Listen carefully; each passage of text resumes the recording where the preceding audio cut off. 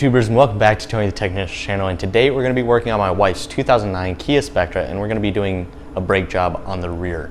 I have already done a front brake job on it before, so those are still good. They've got some life left on them. But the rears, the scratcher has started to hit the rotor. Well, it's scratcher, squealer. Either way, it's a brake pad indicator, and I'll show you what that is if you're not aware of what it is. But it's hitting the rotor, which causes a squealing or a scratching noise while applying the brake or when you're in reverse, to let you know that your brake pad is close to being bare metal, so you know to change it without destroying your rotor and more, getting in an accident. So that's happening to my wife's cart. So I picked up some brake pads and I'm going to show you how to install them. I'll show you what you'll all need to install them, and I'm only going to show you one side because really it's the exact same thing on the other side. So I really hope you guys enjoy. I hope you find it informative. If you guys have anything, any questions, please drop it down in the comments. If you guys have anything to add to this video that I may forget, please also add it down to the comments. And thank you guys so much for watching. And let's get into this. So before you actually lift the vehicle off the ground, first you want to break the lug nuts loose. You could just use an impact, but I have a baby sleeping inside, so I'm going to go ahead and break them loose. Now, this should be a 21 millimeter. But the 21 actually fits on these pretty loose, so I'm using a 13/16 because it's much more snug. I'm just going to go ahead and break all these loose.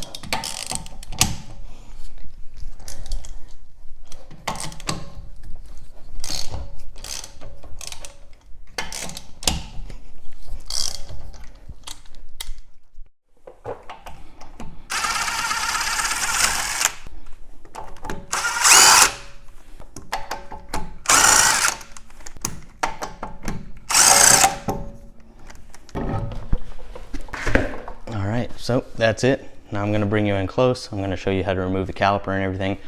Won't be doing replacing rotors. They're actually in pretty good condition and everything. But if you are, I'll show you the steps to doing that. I won't actually do it, but I'll show you what you can do to get the rotor removed. So, alrighty. So hopefully the lighting's not too bad. In order to remove just the caliper, not just the caliper bracket and everything, but just the caliper, which is this center portion, you're going to need a 14 millimeter. There's going to be a bolt right here that you're going to loosen, and a bolt right back here that you're going to loosen as well.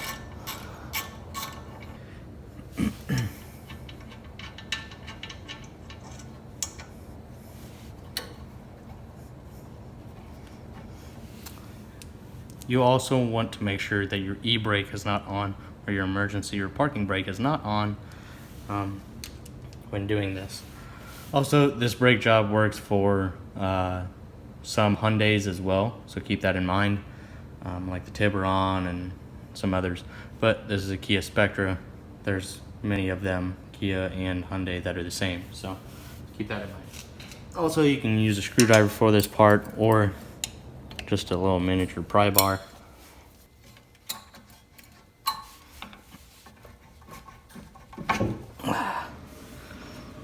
Then, once you have that off, whether you have, you know, a hanger or zip tie or whatever, I have these little brake hooks. Just go ahead, hang that out of the way. Now, one thing you will notice, this is a twist style or turn style piston. It's not like many others where you can just take a brake caliper compressor and press it back in. This actually has to rotate while pushing it in. So you will either need to buy a little tool like this for around $10 at your auto parts store, or if you don't feel like doing that, you can simply use a pair of needle nose and turn it, or like vice grips and turn it while pressing it in as well. But if you have many different vehicles at home, or you work on a lot of different vehicles, this does make it easier, and it's only for around $10. And then there's bigger kits out there for many different makes and models, but they can range anywhere from like $50 to $200. So this is pretty decent. But before we get into that, here is the outside brake pad. As you can tell, very close.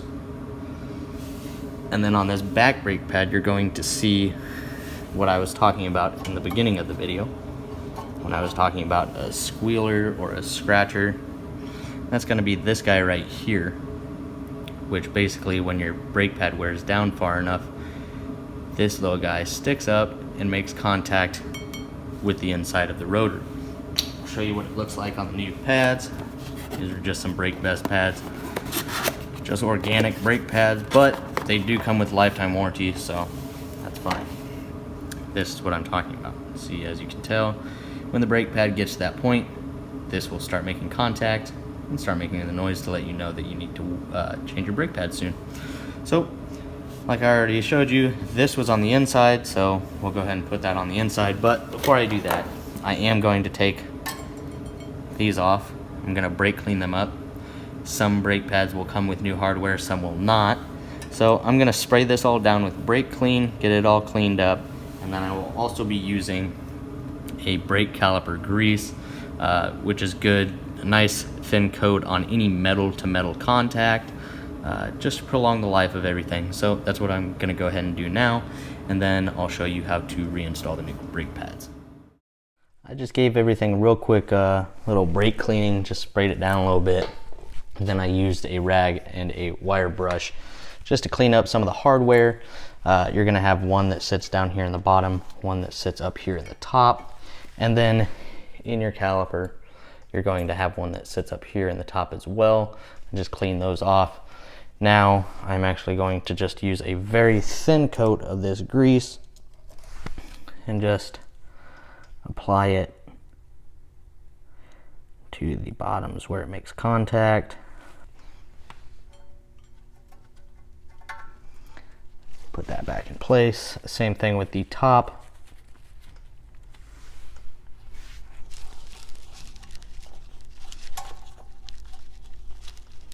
And that's all there is to it. I'll also put a little bit on here for the brake pads actually sit. And then another location is actually the slide bolts that I was telling you about earlier. Sorry about that, I know I'm in the way. So the slide bolts are going to actually be right here. You've got these rubber boots. It's just going to slide out just like that. And these need to stay lubricated in order for your caliper to slide with your brake wear. So just a small amount on that slide bolt right there. Just to make sure everything keeps on operating the way it should. And then it just presses in simply like that. Same thing with the bottom one. That one's getting a little dry. There we go. And then simply just push it back into place, making sure those boots are in place. Now what we're going to do is we're going to take our ratchet, 3/8 ratchet. I'm gonna throw an extension on here, figure out which one of these keys lines up with this right there. So once you find a key that works, you simply put it in there.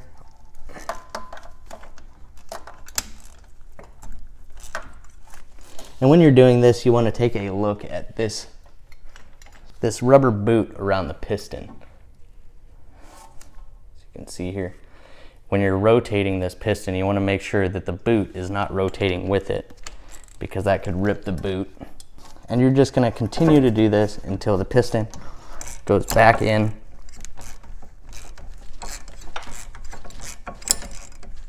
And once I get that done, I'm just going to keep doing this until it goes back in. I'm not going to show you bleeding the brakes on this system, but I will do a separate video on just bleeding the brakes, so stay tuned for that one as well.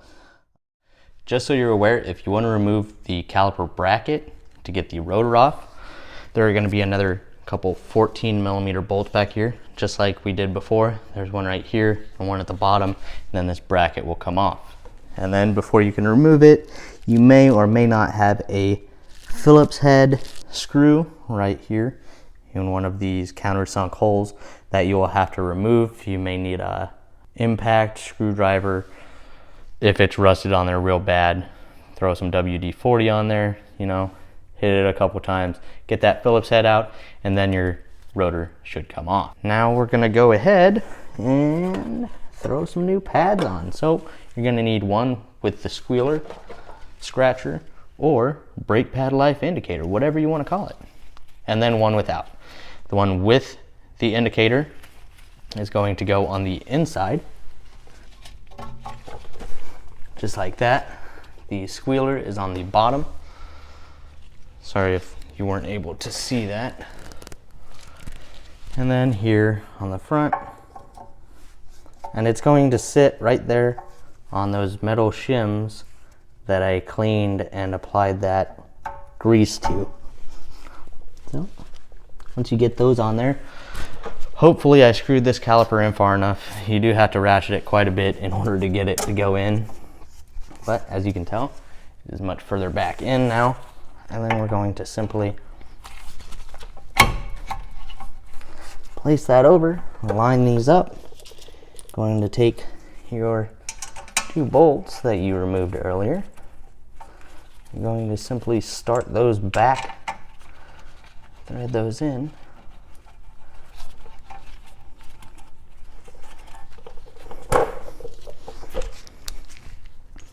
And you may need a 14mm wrench for the bottom one. It is at a tight spot. And I may even need a wrench in order to hold the other portion of that slide bolt. And as you could see before, when I was trying to tighten the bolt, the slide bolt was turning with it. You can take a 17mm and slightly hold it. And then once you get that, you don't want to tighten it down so much that your 17mm gets stuck on the slide bolt, but just to get it started. And then the same thing for the bottom. Once you just lightly hold each slide bolt on the top and bottom, it may not be necessary, you may have to, but don't try and snug them down like that. You'll never get that wrench off. Once you get it so far, you can get one done, then you can come back and the slide bolt should no longer turn and you can snug it up. Make sure both are nice and tight. And then that freely slides. Now, before going and doing anything, obviously you want to bleed the brakes, which I will do another video on, but before going and driving, make sure to sit there and pump your brakes, because when you used this tool to back the piston back inside the caliper, that means these the piston may not make enough contact with the brake pads when you press the brakes the first time. So you need to pump the brakes until that piston makes good contact with the pads and is able to actually force contact against the rotor. So very important. Always, always, always pump your brakes. Make sure you actually have brakes before leaving. So that's it for this side. All you need is this special tool, pair of pliers, either one works. 14mm, possibly a 17mm. Ratchet, wrench works best. Ratchet, you can use it. And then brake cleaner, wire brush, the brake caliper grease if you want to lubricate everything if your stuff does not come with new hardware. And then either a 21mm or 13/16 for this 2009 Kia Spectra. I believe it's 2005 to 2009. This is all the same. And then that's basically it. If you guys have any questions whatsoever, please let me know. I'm sorry if the lighting wasn't the best or if you couldn't see some stuff, but just know the 2 bolts on the back are 14mm. Make sure to lubricate your slide bolts, pump the brakes, make sure all your bracketry is clean, double check everything else under here while you're here, why not? And that's it. Thank you guys so much for watching. Any questions you have, please drop it down in the comments. Any additional tips or tricks that you want to add that I may have forgot, please also drop it down in the comments. And thank you guys so much for watching. I'll see you guys next time.